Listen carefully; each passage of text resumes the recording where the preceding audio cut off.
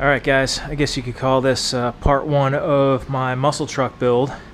Although the truck that I bought is not here yet, I did manage to wrangle up a Stepside bed for 600 bucks locally. And albeit it's not perfect, they're not easy to come by, and I think I paid $350 for the last one I had, and it was in way worse shape, so I guess this one's not really bad. You know, all the panels are kind of bondoed together. You know, you'll notice that I wet sanded it already because like it felt like running your hand over sandpaper. I can only imagine that this thing was painted with, you know, painted basically at the beach in high wind. That's the only thing I can think of. There was so much debris in the paint.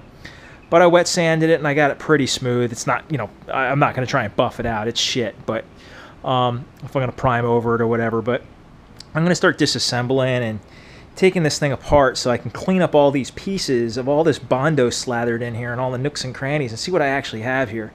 The fenders have had a few holes repaired and stuff. I can see patches, you know, metal mesh on the inside where they Bondoed over holes and shit, which is not great. This fender is easily replaceable because I can get, you know, with the gas cap and stuff. The other side though, this is a factory driver's side gas cap fender, and those you can't get repop. So although I'm gonna be using a rear mounted fuel tank, just the fact that you can't really get these fenders, I should probably hang on to this one and see what I can do with it. The front panel, it's solid, but you know, there's a lot of damage on the rail there. I mean, I could work with it. Worst case scenario, I could weld in some, I could grind all that clean, weld in some, you know, washers or something.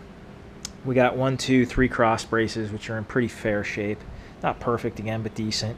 The side panels are good, except for this side where I guess somebody was going to tub it, or I don't know what they were going to do. That would have been one massive ass tub if that's what they were doing. They cut that shit with a plasma cutter, and they cut it out big. I'm not sure what I'm going to do with that yet. These panels are the most expensive parts of this whole bed at $520 a pop, not including shipping. So I might just try to cut a piece of steel and weld something in there. Although it's got these dimples that run along the side here, these indentations for strength and rigidity. Nothing I can do about that though. But the other thing is maybe I can get some brushed stainless or something and rivet it over there, but then you're going to have it on one side and not the other. I don't know. I haven't decided. I mean, it is cool that this whole thing is lizard skinned. It's all like rhino line, this whole thing, which, you know, gives it a nice appearance on the inside. So I might just see if I can cut a piece or something and then rhino line over it and see if I can make it blend best I can. Again, it was a used bed. I got it cheap, and you know, it's solid. It just needs some cleanup. You know, it's got LED taillights and shit in it too. I mean, it's not bad. Tailgate's good. So I'm gonna start breaking this thing apart and see what I got here. Hopefully next video I should have the truck here. It's, you know, pretty expensive to ship a truck from all the way out west to Florida, so I'm doing like the bargain basement shipper over here, which means I have to like be last in line to get my truck picked up. You know, they got to find somebody who just happens to have a space open on their trailer and is willing to do it for that price. Otherwise, you're gonna be like $1,500, some ridiculous ass amount of money to ship the truck. But it's a 1978 short bed fleet side, and the fleet side bed's good. I don't mind that either. It's got a few dents on the back of the, you know, passenger side of the bed, but it's not bad. Again, I'll evaluate when it gets here. I just, you know, I kind of wanted to do a muscle truck build, and something about the step side is more muscular looking to me, and I just wanted to have the option. I could always, you know, clean this up and resell it. It's not a big deal.